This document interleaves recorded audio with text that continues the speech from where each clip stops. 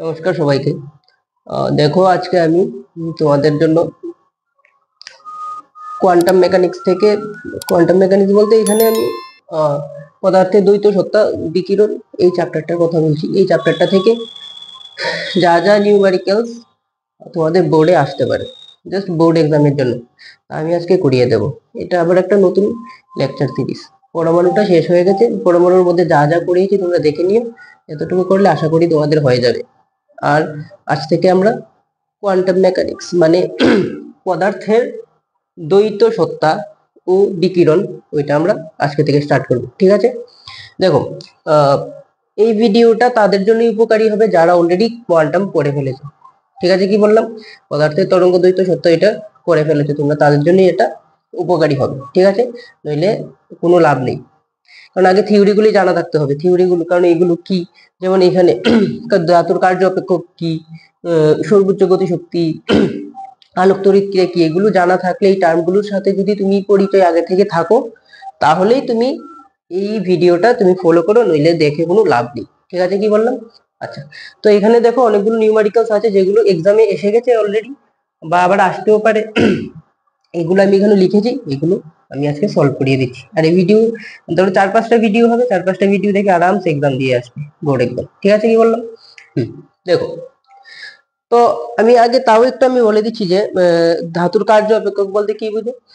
ধাতুর কার্য অপেক্ষক বলতে কোনো একটা ধাতুর পৃষ্ঠে যে ন্যূনতম শক্তি, যে রুদ্ধতম শক্তি আপতিত হলে ধাতুর সর্ববহিস্থ কক্ষের ইলেকট্রন শুধুমাত্র মুক্ত হয়ে জাস্ট বেরিয়ে আসবে, এর কোনো গতিশক্তি থাকবে না। ওই ন্যূনতম শক্তিকে আমরা বলবো ধাতুর কার্য অপেক্ষক। কথাটা বোঝা গেল কিনা? ধরো যে কোনো একটা ধাতু এটা। ঠিক আছে? কি বললাম? এই ধাতুর মধ্যে তড়িৎচুম্বকীয় বিকিরণ এসে আপতিত হলো।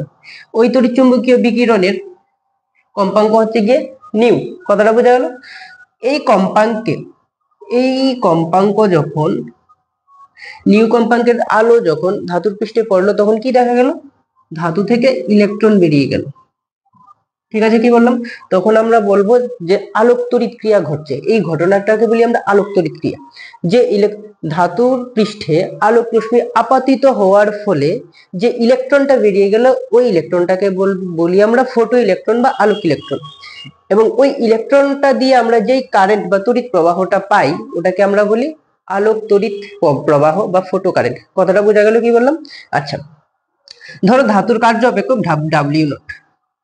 ধাতুর কার্য অপেক্ষক কত? W not. তার মানে এই ধাতুর মধ্যে যদি ডাব্লিউ নট পরিমাণ শক্তি এসে আপতিত হয়, তাহলে ওই ধাতু থেকে ইলেকট্রন জাস্ট মুক্ত হবে। কথাটা কি বললাম?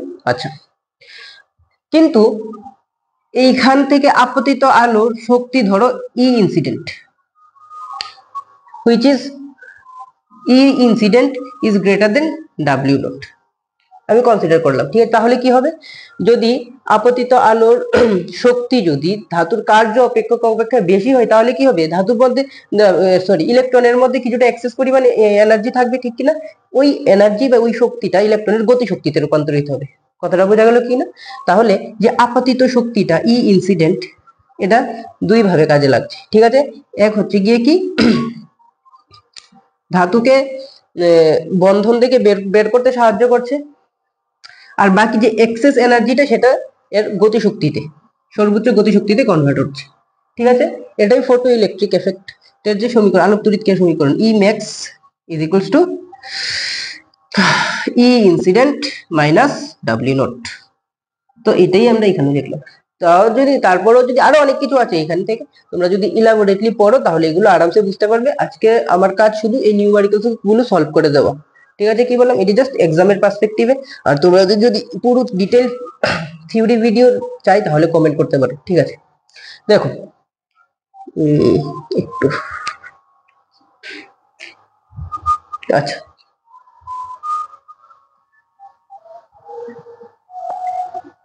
দেখো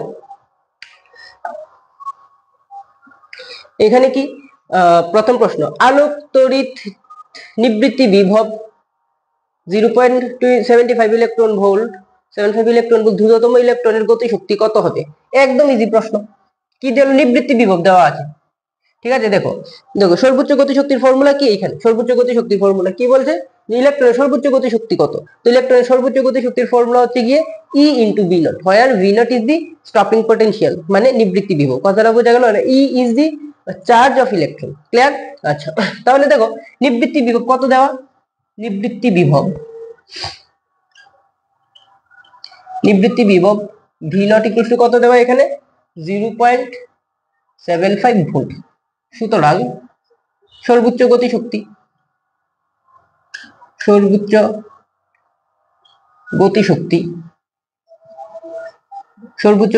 E max is equal two formula E into V not. ঠিক আছে, কি বললাম? তাহলে ই তো মান বসাতে হবে না, একদম আমরা ইলেকট্রন ভোল্টে বার করব। ঠিক আছে, কি বললাম? आंसर। তাহলে V নট কত? 0.75 ভোল্ট, ভোল্ট। আর কত? ইলেকট্রনটা ই রেখে দাও, তাহলে 0.75 electron volt is the maximum kinetic energy of the electron. ঠিক আছে, কি বললাম? আচ্ছা, নেক্সট প্রশ্ন কি? নেক্সট হচ্ছে গিয়ে দেখো, একই ধাতুর পৃষ্ঠে দুটি আলাদা একবর্ণী আলোর আপতনের ফলে নির্গত ইলেকট্রনের নিবৃত্তি বিভব 1 ভোল্ট এবং 2 ভোল্ট। ঠিক আছে, কি বললাম? কি বললো? নিঃসৃত ইলেকট্রনের সর্বোচ্চ গতিবেগের অনুপাত কত হবে? আচ্ছা, সর্বোচ্চ গতিবেগের কথা বলছি। আচ্ছা, দেখো মনে রাখবে, যখনই প্রশ্নের মধ্যে নিবৃত্তি বিভব দেওয়া থাকবে তার মানে ইনডাইরেক্টলি গতিশক্তি দেওয়া আছে। ঠিক আছে, কি বললাম? যখনই প্রশ্নের মধ্যে নিবৃত্তি বিভব দেওয়া আছে তার মানে মনে করবে যে প্রশ্নের মধ্যে তোমাদের গতিশক্তি দেওয়া আছে, কারণ নিবৃত্তি বিভবের সাথে যদি তুমি ইলেকট্রনের charge, if you multiply the charge of electron with the stopping potential, then you will get the maximum kinetic energy of electron. Clear? তাহলে দেখো এখানে অলরেডি কি দেওয়া আছে প্রশ্নের মধ্যে? নিবৃত্তি বিভব দেওয়া আছে, তাহলে নিবৃত্তি বিভব থেকে আমরা ইজিলি গতিশক্তি বার করতে পারি। ঠিক আছে, এবং গতিশক্তি যদি আমাদের জানা থাকে তাহলে half M V square formula apply করে আমরা আরামসে ইলেকট্রনের সর্বোচ্চ গতিবেগও বার করে নিতে পারবো। ঠিক আছে, তো দেখো সেটাই করছি। তো গিভেন দেওয়া আছে কি? দেখো দেওয়া আছে কি দেওয়া আছে? দেখো একই ধাতুর পৃষ্ঠ একই আছে। এগুলো আমি আরেক নেক্সট ভিডিওতে ইলাবোরেট করব যে নিবৃত্তি বিভব, আলোর কম্পাঙ্কের উপর নিবৃত্তি বিভব কিভাবে নির্ভর করে, আলোর তীব্রতার উপর নিবৃত্তি বিভব কিভাবে নির্ভর করে, গতিশক্তি কিভাবে নির্ভর করে, এটা নেক্সট ভিডিওতে। আচ্ছা, তাহলে দেখো নিবৃত্তি বিভব প্রথম কি দেওয়া আছে? প্রথম যে নিবৃত্তি বিভবটা দেওয়া আছে V, let's say V1 is equal two 1 electron volt. ঠিক আছে, কি বললাম? একই দুটি আলাদা বর্ণের আলোক পড়লো। তাহলে ধরো এই তাহলে এই নিবৃত্তি বিভবের করসপন্ডিং গতিশক্তিটা আমরা বের করে নিই। ই ম্যাক্স আমি 1 ধরে নিই, তাহলে কি হয়ে যাবে? জাস্ট ই ইনটু হবে, তো 1 ইলেকট্রন ভোল্ট। ক্লিয়ার? V2 কত দেওয়া? 2 ভোল্ট, মানে E max 2 is equals to 2 electron volt. Clear? কি বললাম? আচ্ছা, এবার কি বললো দেখো, নিঃসৃত ইলেকট্রনের সর্বোচ্চ গতিবেগের অনুপাত কত হবে? ঠিক আছে, কি বললাম? আমি কিছুই করব না, জাস্ট আমি এই দুটোকে ডিভাইড করে দেবো। ডিভাইড করলে কি হয় দেখো, তো E max 1 divided by E max 1 divided by E max 2, E max 2 is equals to 1 divided by 2, and we know that if a particle of mass m moves with a velocity v, then its kinetic energy is half mv square. তো same ফর্মুলাটা আমরা এখানেও কাজে লাগাতে পারি। তো গতিশক্তির formula কি? First ইলেকট্রনের ক্ষেত্রে গতিশক্তির ফর্মুলা কাজে লাগিয়ে দেবো হাফ এম ভি স্কয়ার, সেকেন্ডের ক্ষেত্রে হাফ এম ভি স্কয়ার কাজে লাগিয়ে দেবো, গতিবেগের অনুপাতও চলে আসবে।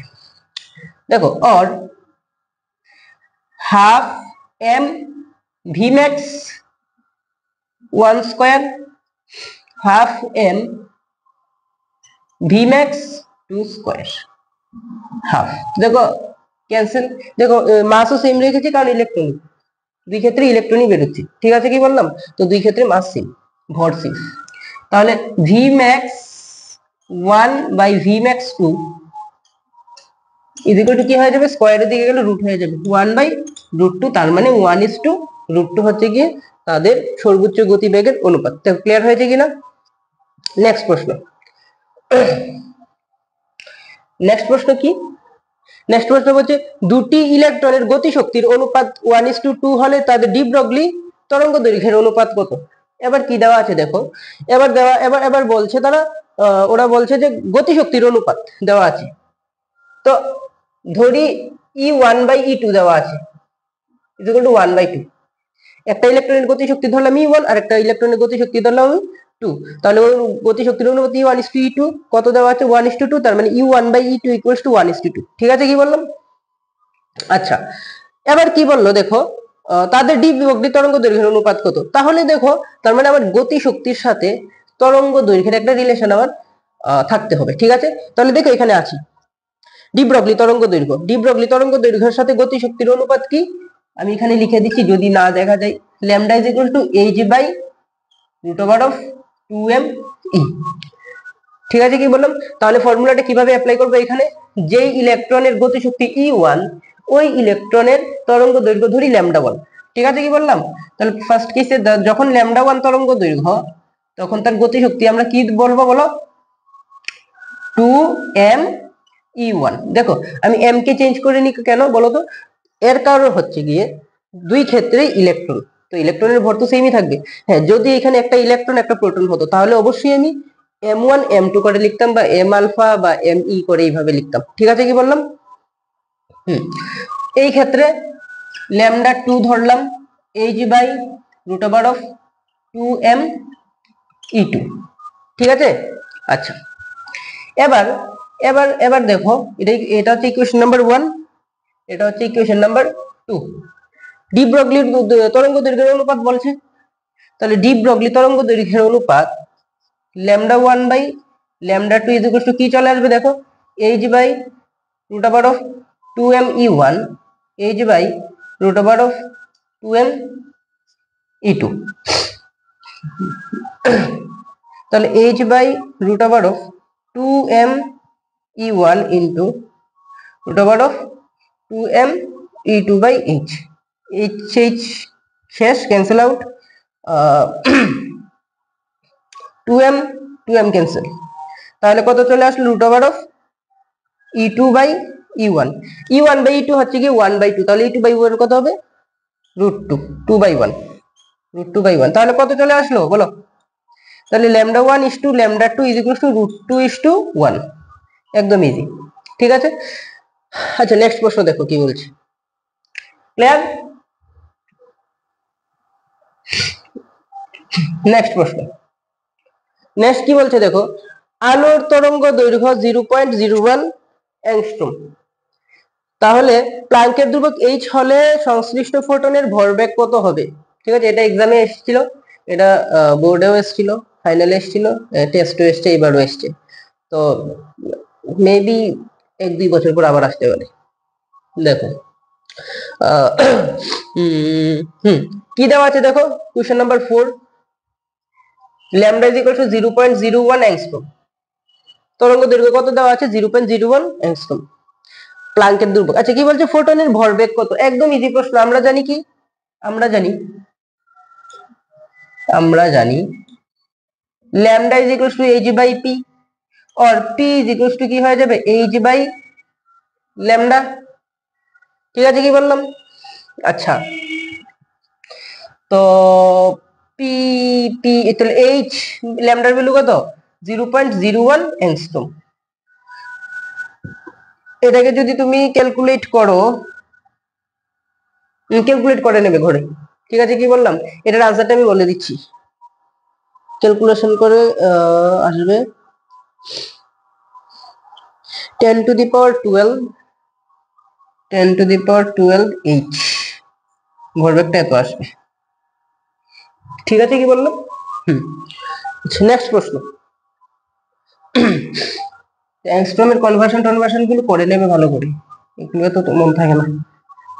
দেখো নেক্সট হচ্ছে, আর এখানে এই ফর্মুলাগুলো যদি তুমি মনে করে রাখতে পারো তাহলে তো একদম ডাইরেক্ট ক্যালকুলেশন থেকে বেঁচে যাবে। আর যদি ফর্মুলাগুলো না মনে রাখো তাহলে শেষ, কারণ এই চ্যাপ্টার থেকে ক্যালকুলেশন হিউজ ক্যালকুলেশন, আর এইগুলো মনে রাখলে ডাইরেক্ট হয়ে যাবে আনসার।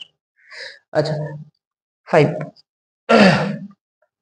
বলছে কি দেখো, ভি ভোল্টেজ দ্বারা ত্বরান্বিত একটি আহিত কণার ডি ব্রগলি তরঙ্গ দৈর্ঘ্য ল্যামডা ত্বরণ উৎপাদক ভোল্টেজকে বৃদ্ধি করে 2 ভোল্ট করা হলে তরঙ্গ দৈর্ঘ্য কত হবে? তাহলে দেখো দুটো কেস এখানে। প্রথম পদ বলছে কি দেখো, প্রথম একটি আহিত কণা একটাই আছে, ঠিক আছে, কি বললাম কণা তো সেম, কণা সেমই আছে, শুধু কি চেঞ্জ করছে বলো, ভোল্টেজ চেঞ্জ করছে, ভোল্টেজ চেঞ্জ করে তাহলে তরঙ্গ দৈর্ঘ্য কত হবে? আচ্ছা প্রথম ক্ষেত্রে এটা থেকে ফার্স্ট কেস নেই, ফার্স্ট কেস, এটা সেকেন্ড কেস, ঠিক আছে। দেখো তো কি বললো এখানে, ডি ব্রগলি তো প্রথম ভোল্টেজ কত দেওয়া, ভোল্টেজ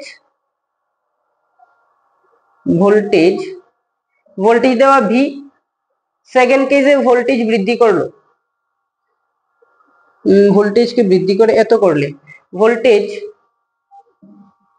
ভোল্টেজ কত সেকেন্ড কেসে 2v, প্রথম ক্ষেত্রে ডি ব্রগলি তরঙ্গ দৈর্ঘ্য কত দেওয়া, তরঙ্গ দৈর্ঘ্য কত দেওয়া ল্যামডা, তরঙ্গ দৈর্ঘ্য কত দেওয়া ল্যামডা। সেকেন্ড কেসে আমি জানি না, ওইটা আমরা নির্ভর ধরি তরঙ্গ দৈর্ঘ্য আমরা ধরলাম ল্যামডা 1 ধরলাম, ঠিক আছে, কি বললাম। আচ্ছা তাহলে আমি কি ল্যামডার সাথে ভি এর একটা রিলেশন দরকার লাগে, ঠিক আছে কি না, তো এখানে আছে দেখো lambda is equal to h by root over of 2m ev, এই ফর্মুলা দিয়ে হবে, ঠিক আছে। মোস্ট জেনারেল কেস, এটা তো ইলেকট্রনের জন্য, ঠিক আছে, যদি মোস্ট জেনারেল কেস হয় এই ফর্মুলা অ্যাপ্লাই করব 2m qv, ঠিক আছে। এখানে আমরা কি ই এর জায়গায় আমরা কি বসিয়ে দেব, q into v, where q is the charge of that particle and v is the accelerating voltage, clear. তাহলে দেখো যেহেতু এইখানে একটাই কণা আছে, তার মানে এখানে যদি কিউ হয় এখানেও যদি কি হবে, কিউ হবে, তো কণার আধান যদি এখানে কিউ হয়, কণার আধান এখানে কিউ হলে এখানেও কণার আধান কত হবে, কণার আধান কিউই হবে। তাহলে ফর্মুলা গুলো অ্যাপ্লাই করি, এখন কি হয়ে যাবে, এই ল্যামডা ইজ ইকুয়াল টু কি হয়ে যাবে, এইচ তো কনস্ট্যান্ট, সবসময় সারা জীবন কনস্ট্যান্ট থাকবে, 2m কণা যেহেতু সেম, ভরও দুই ক্ষেত্রেই সেম হয়ে যাবে, কিউ ভি, আর এখানে আমি ল্যামডা কত নিলাম 1, এইচ সারা জীবন কনস্ট্যান্ট, 2m কিউ ভি এর জায়গায় কি হয়ে যাবে 2v, ডিভাইড করে দিই equation number 1 and equation number 2, dividing equation number 2 by 1 we get lambda 1 by lambda is equals to h by root over of 2m q into 2v into যদি inverse হয়ে যায় তাহলে কি হয়ে যাবে 2m q v by h, h cancel, 2m q v থেকে v cancel, তাহলে কত হয়ে যাবে lambda by root 2, lambda dash is equal to lambda by root 2, ঠিক আছে।